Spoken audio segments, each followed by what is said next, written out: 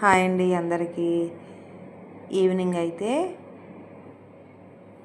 చెట్లన్నింటికి పూలు కోసేసాము. కనకాంబరాలన్నీ కోసాము. గిన్నెడి పూలు అయినాయి. కోస్తూనే ఉన్నాము. గంట సేపు పట్టింది పూలు కోయడం. పూలన్నీ కోసేసి పెద్ద దండ అయితే కట్టాము. పూలు కొయ్యడానికి ఒక గంట పట్టింది, దండ కట్టడానికి ఇంకో గంట పట్టింది.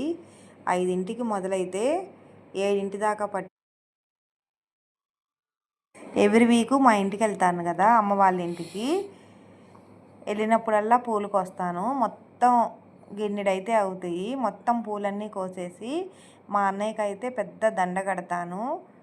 మళ్ళీ మధ్యలో ఇంకో 1-2 సార్లు మా అమ్మ కట్టిద్ది. 2 రోజులకు ఒకసారి పెద్ద దండ కట్టి మా అన్నయ్యకి వేసిద్ది మా అమ్మ. పూలైతే వాడనివ్వదు, దండని వాడనివ్వదు. ఫోటోకున్న దండని ఎప్పుడు ఫ్రెష్గా ఉండగానే మళ్ళీ ఇంకో దండ రెడీ చేసి వేసేస్తుంది. ఆవిడకి అలా వేసుకోవడం ఇష్టం అన్నమాట. నేను వెళ్ళినప్పుడల్లా నేను ఇష్టంగా కోసి వేస్తాను దండ. మా అన్నయ్యకి దండ వేయకుండా మళ్ళీ నేను రానన్నమాట. ఎంత టైం అయినా కానీ పువ్వులన్నీ కోసి పెద్ద దండ కట్టి మాల వేస్తాను. తను భౌతికంగా మా మధ్య లేకపోయినా ఇలా పువ్వులు కట్టి డైలీ వేసుకోవడం మాకు అలవాటు అన్నమాట. మా అన్నయ్యని గుర్తు చేసుకుంటూ ఇలా పువ్వుల దండలు కోసి వేస్తాము డైలీ.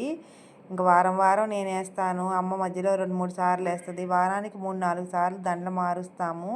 ప్లాస్టిక్ దండ వేయడం మా అమ్మకి ఇష్టం ఉండదు. రెగ్యులర్గా మేమే మాలలు కట్టి వేసుకుంటాం అన్నమాట.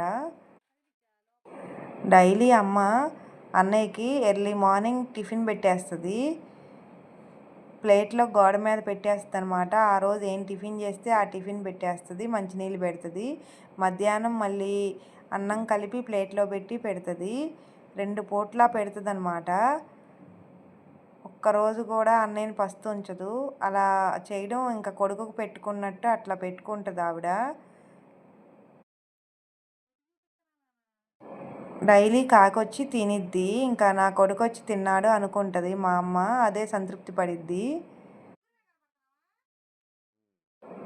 ఒక్కరోజు కూడా మర్చిపోదు అన్నం పెట్టడం మా అన్నయ్యకి. చేపల కూర వండినా, మాంసం కూర వండినా, చేపల కూర అయితే పెద్ద ముక్క కలిపి పెడుతుంది. ఎందుకమ్మా కాకే కదా తినేది, అంత ముక్క పెడతావు అని అంటా నేను. అయినా సరే ఒప్పుకోదు.